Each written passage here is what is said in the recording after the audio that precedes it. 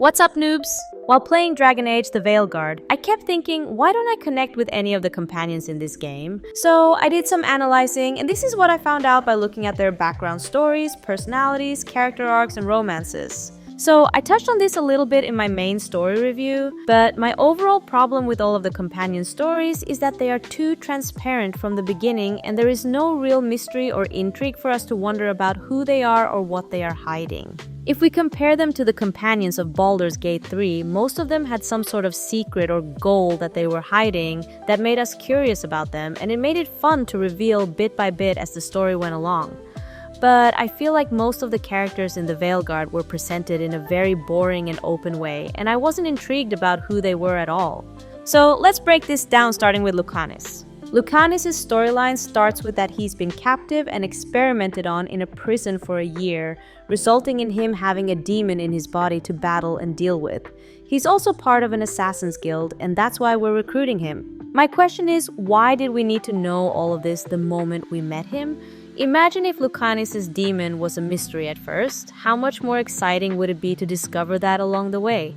Getting the feeling he's hiding something, but we don't know what. And the reveal could have been so much stronger. Maybe we see him struggling in an intense moment, clearly fighting something. Then later, in a rare moment of vulnerability, he finally confesses. Or even better, the demon attacks us, and instead of doubting him, we trust him, pulling Lucanis back to reality and making him fight to protect us. That would have turned the demon into a real twist, deepened our bond with Lucanis, and made the reveal so much more impactful. And I don't think the demon possessing his body is having a lot of impact on his story or the main story at all. Yes, he doesn't sleep much, feels guilty about being dangerous and sleepwalks like 2 times? The stakes of being possessed by a demon seem very low to me, and I wish there had been more consequences where he'd actually put people in danger or screwed up missions because of spite. I think it would have been more interesting if spite was more of a double-edged sword, like he's handy in a fight, but using him has consequences. So that's the first thing that they missed out on that could have created a deeper connection and level of intrigue for us with Lucanis. The second is his personality. First of all, he's an assassin, which makes him morally questionable, but I don't think he's acting that questionable. I wish he had been a bit more ruthless, pragmatic, and a bit more of a bad boy. He had the potential to be the ultimate tsundere character, all cold, calculating assassin on the outside, but passionate and loving on the inside. Right now, he's just kind of awkward, quiet, and nice.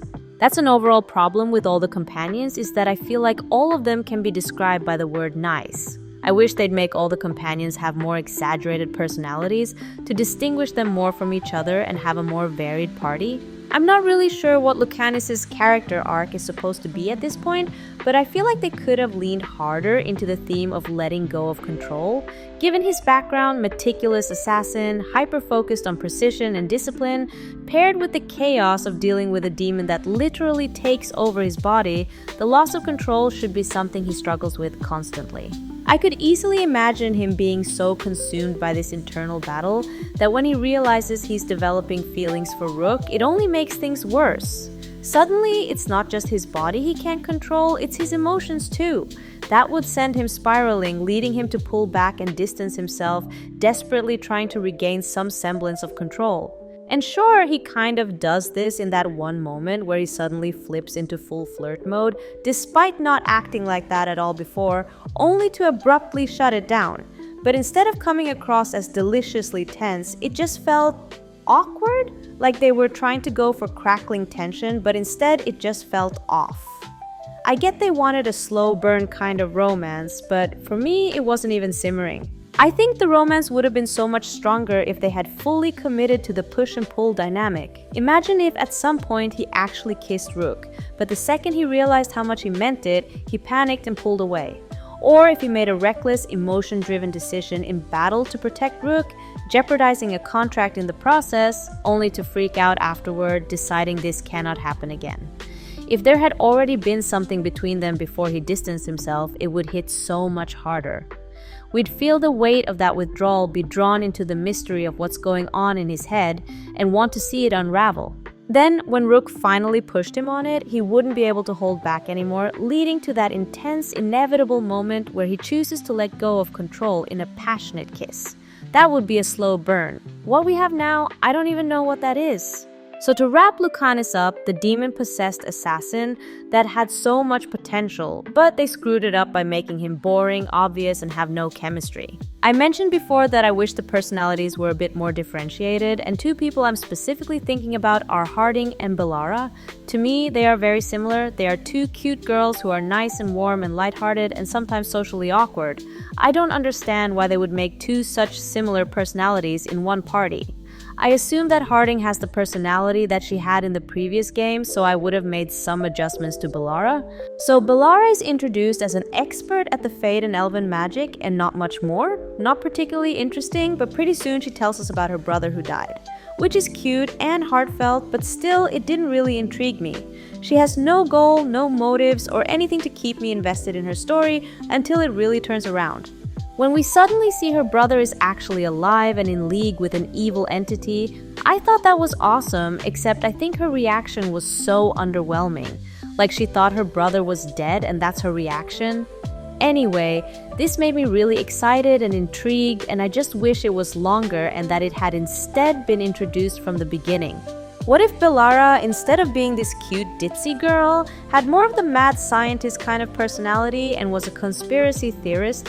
She could be a pure genius but socially awkward and not even realizing it. And that from the beginning, all the Veil Jumpers were sick of her rambling about her brother still being alive, and they're like, "He's dead, Bellara, the sooner you realize that the better."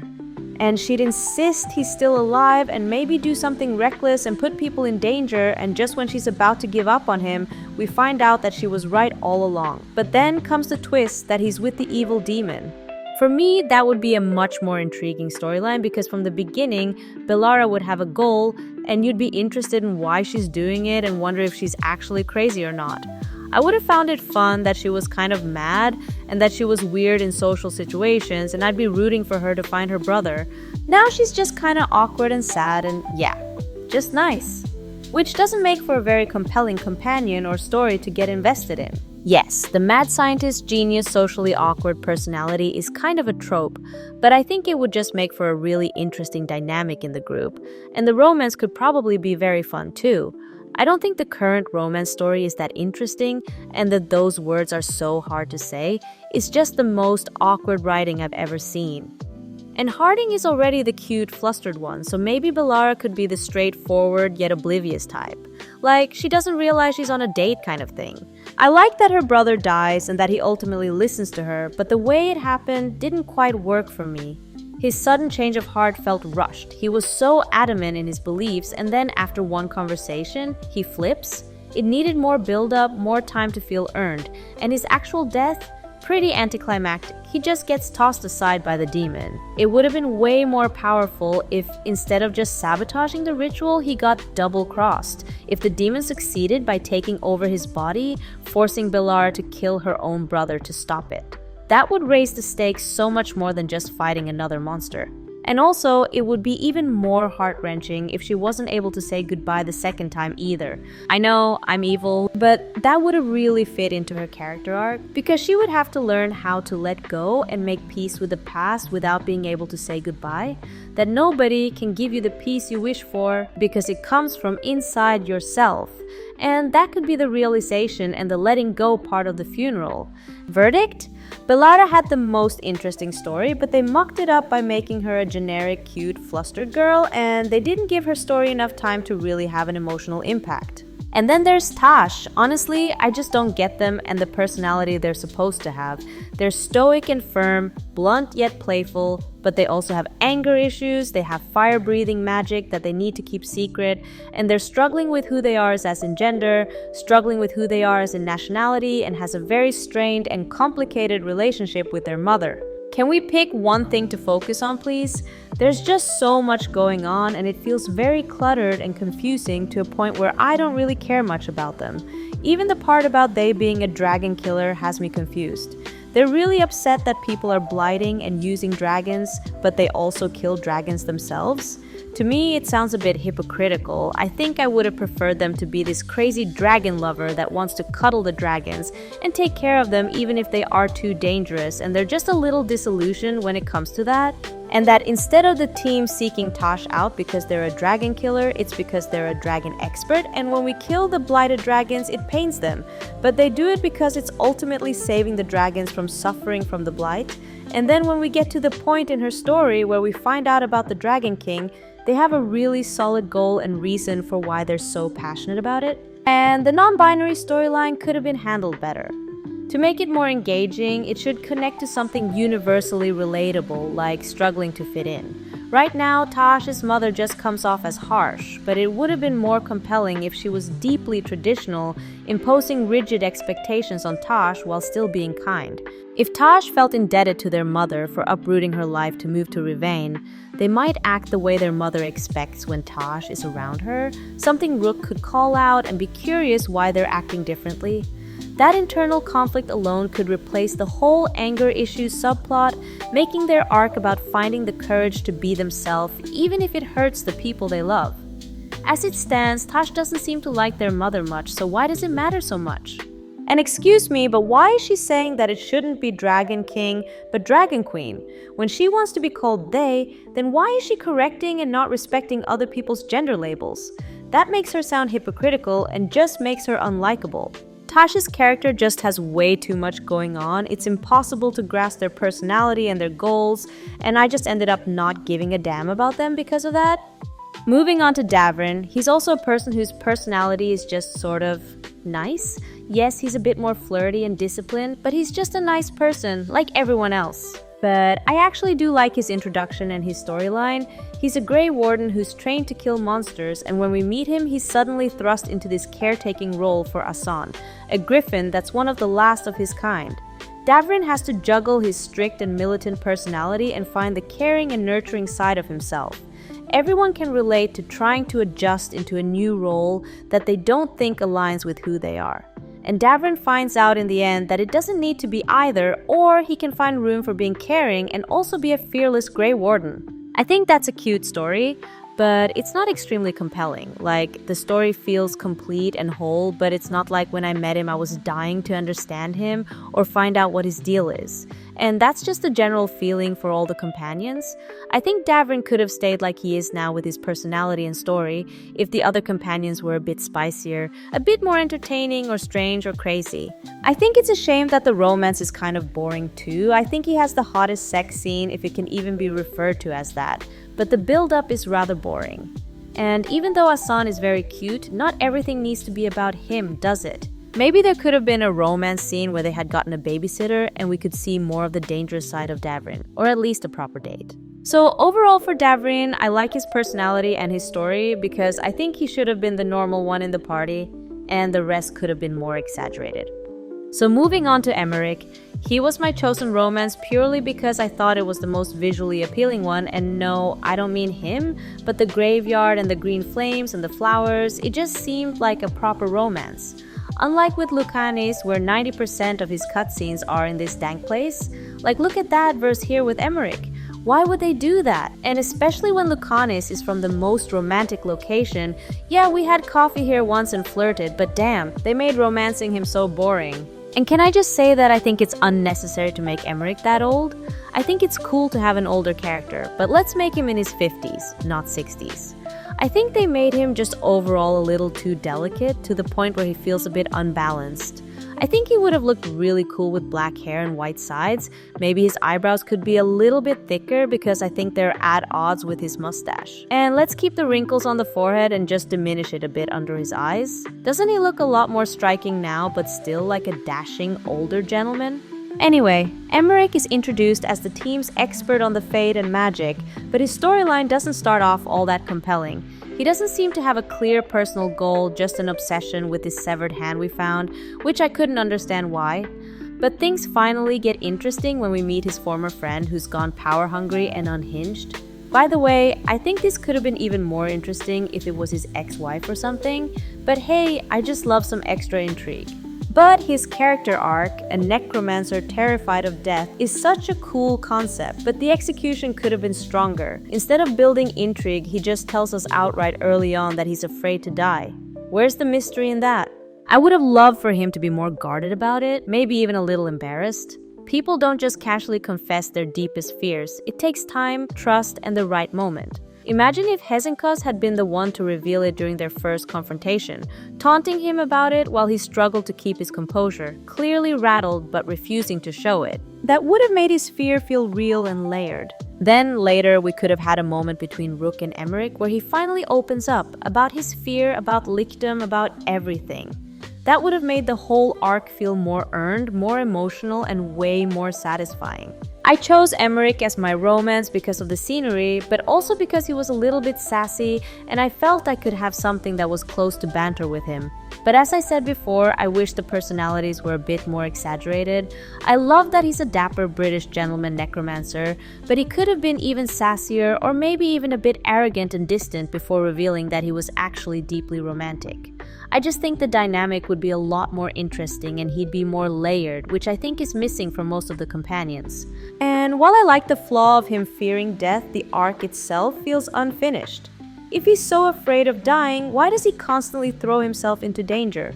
It might have been stronger if his fear was specifically about aging rather than death itself, which could have added more depth to his dynamic with Rook, maybe even making Lichdom seem like a way to stay together longer. And the argument he has with Rook about how he thinks about how Rook will outlive him is one of the other reasons I chose to romance him, because this relationship actually had a conflict. And even if the argument didn't end up being rewarded in a satisfying way, it just felt more like a relationship than the other companions. So I think Emmerich is cool on paper, a dapper necromancer who fears death, but I think his personality is too delicate and neutral, and I would have liked him to be more sassy and edgy with a softer, more vulnerable hidden side underneath. And then our girl Harding. There's nothing wrong with Harding, she's perfectly cute and nice, but there's nothing deeper there either.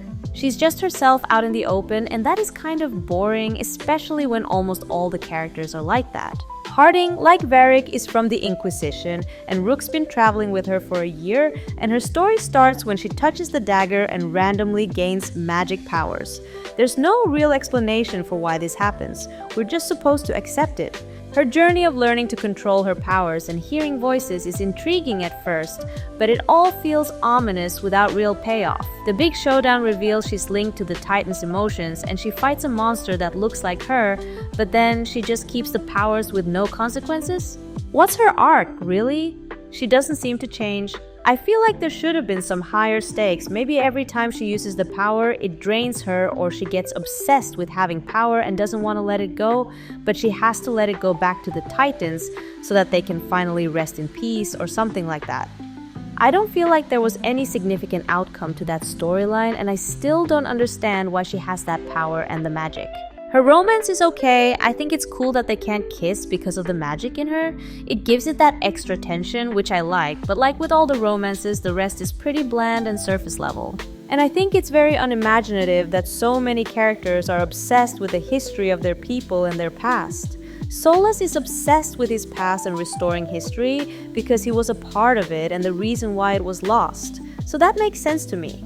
But why is Bellara so obsessed with it? Why is Harding so obsessed with the Titans? Why is Taash's mother so obsessed with the Kunari's past?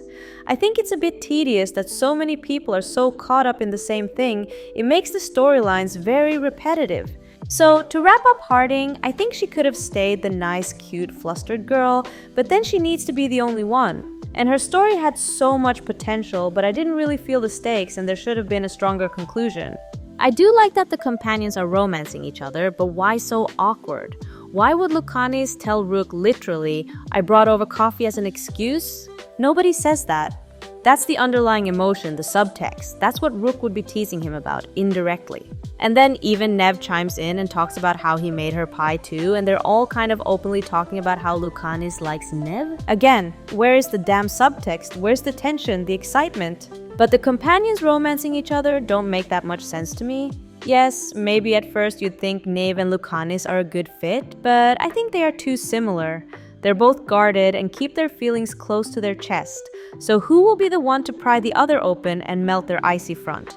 It might be a good partnership where they can offer each other understanding and keep things fun and light, but I can't see it becoming a deep romance. Personally, I think Lucanis might fall for someone who's more warm, understanding, and patient, someone who'd gently pry him open by showing him affection, which in this case might be Harding. And honestly, I think the same for Neve.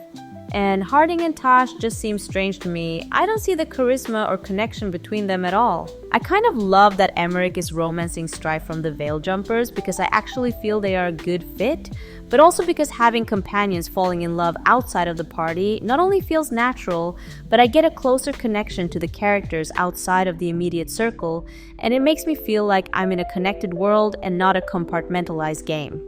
So Neve is the first companion we're introduced to, and I think she has one of the best personalities of the companions. She's a sassy, cynical detective who's been hardened by life, but she loves her town and wants to protect the people in it. I think this is an interesting layered character. I just wish they actually showed us the layers. I don't think it's enough that she's just seen a lot of shit and that's why she's a pessimist. There should be one grand thing that's happened to her that made her this way, and that there was some shocking event or scene that revealed it to us. Maybe it even was something romantic with a past lover who turned into a villain and she had to stop him or something like that. Then Rook can show her that not everybody hurts her, and for once maybe she's the one who needs protecting. This could have been the classic and perfect independent woman who doesn't need anyone, but she still wants someone to hold her at night thing. I think her story was kind of boring, and they gave Neve such film noir detective vibes. I wish the storyline had leaned a bit more into that. Like we were acting a bit more like detectives, finding clues, thinking we know who's behind it all until there's a big twist, and the person we worked with all along was actually the culprit. Overall, I wouldn't change Neve's personality, but just spice up her story with a bit more twists and mystery. But my biggest regret in this whole game is that Solas is not actually a companion and he's not romanceable. From the very beginning, this pixel man has so much charisma, the pained look in his eyes, his quiet yet commanding demeanor, his conflicted inner struggle of wanting to do the right thing, but in a morally gray way. Solas had me captivated from the beginning as he's the most layered and intriguing character of all of them. He's actually one of the few characters I'm curious about. I want to know more about him and peel back his layers, and I think it's such wasted potential that you have him in your head and they haven't made anything more out of it than they did. He's a morally gray half-villain you're connecting with inside your head. Imagine the potential connection between him and Rook. And I would have loved to be able to either try to convince him to stop unraveling the veil or be convinced by Solas to join him. And I think it's also a waste that you have to meditate to talk to him. Imagine how fun it would be if he was constantly observing you and you would hear snarky or helpful commentary on certain scenes, or maybe even see visions of him in areas where the fade was strong. And if you're romancing someone else, he'd be ruining the mood by reminding you he's always watching or dropping comments and maybe even be jealous. Overall, the companion stories and relationships are very surface level, and honestly, their arcs and stories feel very incomplete and kind of rushed. The two main reasons why I don't connect with any of the companions is 1. They don't have intriguing enough storylines and backstories, and they aren't revealed or told in an interesting way. 2. They don't have different, deep, or interesting enough personalities, and most of them can be characterized as just nice. I wish the writers had taken more time to actually explore how the companion stories could be revealed in the most interesting way possible and really dig into how to make each character super distinct and layered. And don't get me started on that, you don't even see your characters kissing properly. I mean, what? But hey, I'm here to fix that with a little AI magic, so enjoy wonky AI kissing. Let me know if you agree and think making these changes would have made the companions more intriguing, or if you connected with them as they are now. That's it. Vanoobie out.